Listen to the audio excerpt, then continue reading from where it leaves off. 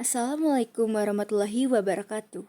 Saya Alisa Oktal Salsabila dengan nomor NPM 221105030834, Komunikasi Penyiaran Islam, kelas 2B Fakultas Agama Islam, Universitas Ibnu Khaldun, Bogor akan melakukan rangkuman ulumul Quran dengan dosen penguji Dr. Ahmad Alim MA. Rangkuman yang pertama itu kodifikasi wahyu Al-Quran. Konsep Al-Quran. Al-Quran sebagai kalam Allah menjadi konsep mendasar dalam wahyu Allah, di mana berita ataupun risalah yang ada di dalamnya diturunkan kepada Nabi bukan untuk kepentingannya. Konsep ini merupakan satu hal yang transenden, bahwa diutusnya Nabi ke bumi membawa risalah wahyu supaya manusia mengenal aturan-aturan Allah, dan manusia nantinya hidup mau diatur dengan utusan Allah. Yang kedua ada asbabul nuzul. Asbabun nuzul sendiri terdiri dari dua kata, yaitu asbabun dan nuzul. Asbabun artinya itu jamak dari sebab, sedangkan nuzul artinya itu turun. Kesimpulannya, asbabun nuzul artinya sebab diturunkan. Sebab itu artinya al-hablu atau maknanya at-tariq, jalan. Sehingga kita seakan-akan dengan mengetahui sebab diturunkannya ayat, kita bisa mempunyai pegangan atau jalan untuk sampai kepada hakikat makna kandungan dari ayat atau surat yang diturunkan tersebut. Yang ketiga, klasifikasi asbabul nuzul. Al-Quran diturunkan secara bertahap selama 23 tahun kepada Nabi. Terjadi pada malam mulia di bulan Ramadan, yaitu malam Lailatul Qadar. Al-Quran turun tidak langsung berbarengan 30 juz. Maka dari itu, terdapat kaitannya dengan waktu dan tempat. Berkaitan dengan waktu, Al-Quran kalau berkaitan dengan tempat disebut dengan Al-Makki wal Madani. Maka terjadilah surat Madaniyah dan surat Makkiyah. Ini terjadi saat turunnya ayat atau surat Al-Quran. Nabi sedang melakukan hijrah. Surat Makkiyah turun sesudah Nabi hijrah, sedangkan Madaniyah terjadi saat sebelum Nabi hijrah. Yang keempat, asbabun nuzul dan klasifikasinya. Asbabun nuzul dan klasifikasinya terjadi karena latar belakang, yaitu datangnya saat terjadinya dialog antara Nabi dengan para sahabatnya yang menghasilkan pertanyaan dalam sebuah kasus atau peristiwa. Tujuan dari asbabun nuzul dan klasifikasinya ini adalah memberikan solusi serta menjawab secara tuntas pertanyaan dalam sebuah kasus atau peristiwa.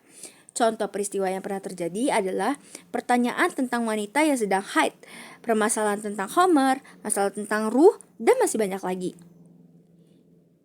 Manfaat dari asbabun nuzul memudahkan para penghafal Al-Quran ketika menghafal atau mengetahui sejarah yang ada pada surat tersebut, serta mengetahui kandungan yang terikat.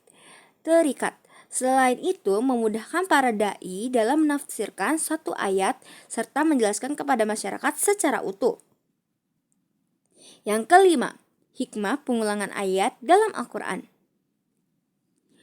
At-takrir atau pengulangan.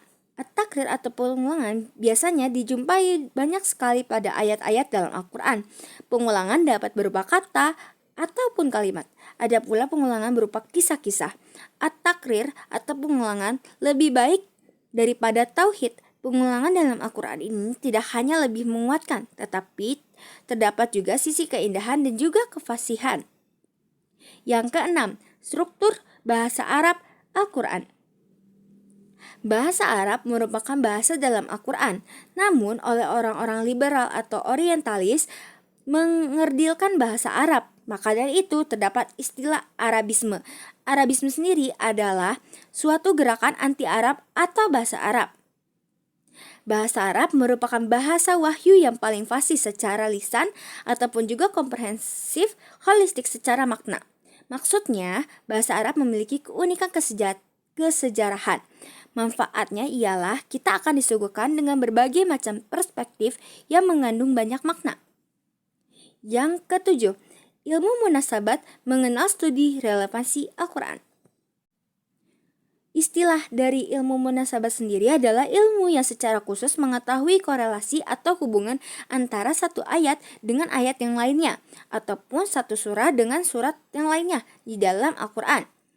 Menurut bahasa, yaitu al-muqarabah, artinya saling berdekatan. Tujuannya adalah menguatkan hubungan antara satu ayat dengan ayat yang akan dibahas, ataupun sebaliknya, sehingga makna itu menjadi komprehensif dan serasi. Kita pun menjadi tahu betapa indahnya susunan ayat dalam Al-Quran. Yang kedelapan, ilmu munasabat memahami Al-Quran secara terpadu dan holistik. Tauqifi, segala yang diturunkan dalam Al-Quran sesuai dengan petunjuk wahyu Allah. Jadi bukan ijtihad atau rekayasa manusia. Al-Quran dihimpun oleh Allah melalui dua cara, yaitu al-jamu fi'liyah. Dihimpun 30 juz dihafal di dalam dada Nabi Shallallahu Alaihi Wasallam. Yang kedua, dihimpun dan dihafal oleh generasi-generasi setelahnya. Ilmu munasabat merupakan salah satu ilmu disiplin dalam ulumul Quran.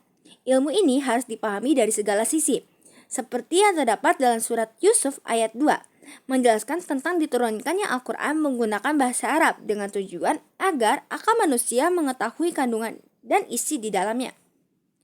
Yang kesembilan, ilmu munasabat memahami Al-Quran secara terpadu dan holistik. Ilmu munasabat fungsinya untuk membantu ketika memahami satu ayat dengan ayat yang lainnya secara komprehensif ataupun terpadu.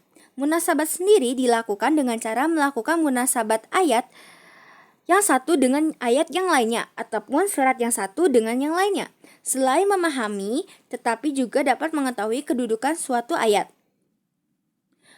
Oke, yang ke-10, permisalan dan klasifikasinya dalam Al-Quran. Permisalan itu dibagi menjadi 3, ada tobi'i, tamsil al-qososi, dan at-tamsil. Tobi'i artinya datang saat terjadinya dialog antara Nabi dengan para sahabatnya yang menghasilkan pertanyaan dalam sebuah kasus atau peristiwa. Permisalan ini bersifat natural. Tamsil al-qososi artinya permisalan dalam bentuk kisah. Sedangkan at-tamsil itu slogan, pilar, rumus, ataupun kode. Jadi perjumpaan ini berbentuk kode ataupun rumus. Contohnya kisah Nabi Sulaiman dengan semut. Manfaat dari permisalan dalam Al-Quran. Permisalan sangatlah penting bagi para da'i ketika memberi nasihat atau wejangan kepada masyarakat, menghujam dalam diri mereka secara kontekstual maupun tekstual. Yang ke-11, Amsal dalam Al-Quran. Penjelasan mengenai Amsal. Al-Anfal yaitu ayat-ayat yang mengandung permisalan. Dari 6.000 ayat yang dikaji, jika lebih teliti maka banyak sekali ayat-ayat yang berbicara tentang Amsal atau permisalan. Bahkan ayat tersebut sering diulang-ulang. Fungsi Amsal agar akal manusia menjadi aktif, produktif, dan nalarnya sehat. Bisa mencerna, yang dapat mencerna ialah orang-orang yang berilmu. Maksudnya orang-orang yang berilmu dapat mencerna ayat-ayat yang mengandung Amsal. Penjelasan mengenai Amsal. Jadi orang-orang yang berilmu dapat mencerna ilmunya bukan hanya sekedar membaca ataupun sekedar melihat, tetapi memang harus dicerna. Ketika Amsal itu dicerna maka akan melahirkan manfaat gagasan-gagasan. Idealnya gagasan-gagasan tersebut berguna untuk kehidupan manusia. Yang ke-11, ijaz Al-Quran.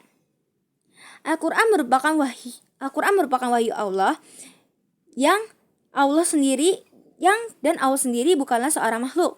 Untuk membuktikannya dapat diuji dengan adanya kemukjizatan dari seluruh aspek yang terdapat dalam Al-Quran. Mukjizat gunanya untuk melemahkan lawan agar tidak bisa berkutik. Maksudnya, untuk orang-orang yang anti terhadap Al-Quran, mereka tidak akan mampu secara hujah argumentasi. Bagaimanapun, segala cara digunakan tidak dapat menandingi Al-Quran.